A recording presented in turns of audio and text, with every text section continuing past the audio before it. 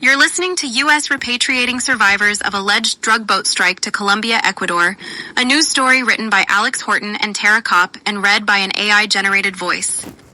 The United States is repatriating 2 alleged drug traffickers to Colombia and Ecuador after military forces attacked their vessel in the Caribbean Sea on Thursday, President Donald Trump said.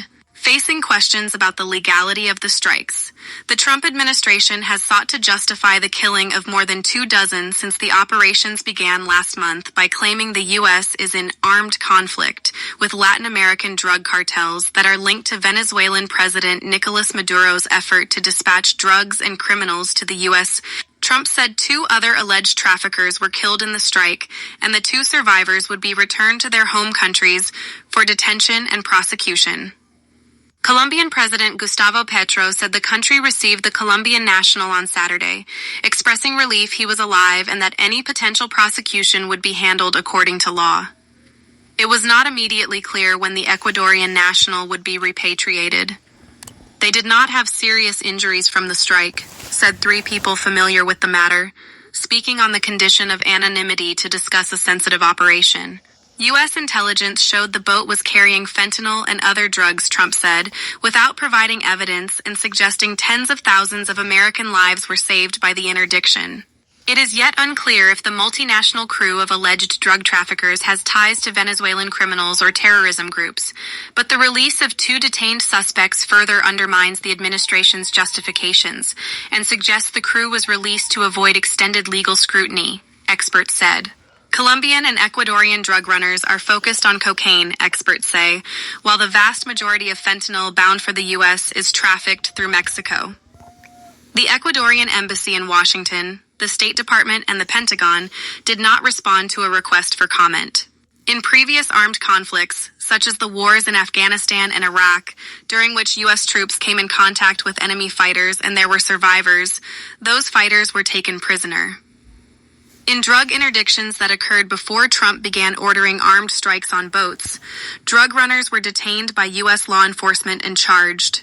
There is no congressional authorization for armed conflict in the region, and the legal basis to detain suspects is murky. Offloading the detainees and avoiding military or federal proceedings may have been the best option to avoid scrutiny of whether there is armed conflict in the first place, said Brian Finucane, a former State Department legal advisor for counterterrorism and military force operations. If these cases had ended up in court, they may have required the administration to disclose sensitive intelligence and a possible lack of clarity around the boat's cargo and occupants, said Finucane, now the senior advisor for U.S. programs at the International Crisis Group. I expect that smart lawyers in the administration may have finally pointed this out and convinced the administration not to pursue that option, he said.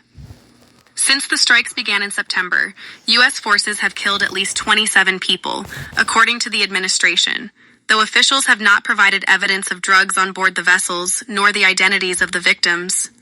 This was the first time there were survivors. People familiar with Thursday's strike said the suspects were targeted while in a semi-submersible, a vessel that moves through the water partially submerged, but cannot fully dive like a submarine. These homemade narco subs, as they are sometimes called, have operated in the region for years but are rarely used, suggesting drug traffickers may be shifting to slower but more covert means in an attempt to evade increasing U.S. surveillance efforts. The boat strikes have coincided with a military buildup in the Caribbean, including U.S. warships, special operations personnel, and fighter jets. The administration has taken an increasingly hostile stance toward Maduro, whom Trump has accused of sending drugs and violent criminals into the U.S. Washington, doubled the bounty to up to $50 million for information leading to the arrest and/or conviction of Maduro on violating U.S. drug laws. The buildup of U.S. forces has fueled speculation that Trump is ultimately focused on removing Maduro from power, but the disclosure that it has targeted alleged traffickers from other countries could further spur debate on Capitol Hill and among human rights groups of whether the strikes amount to extrajudicial killings. John Hudson contributed to this report.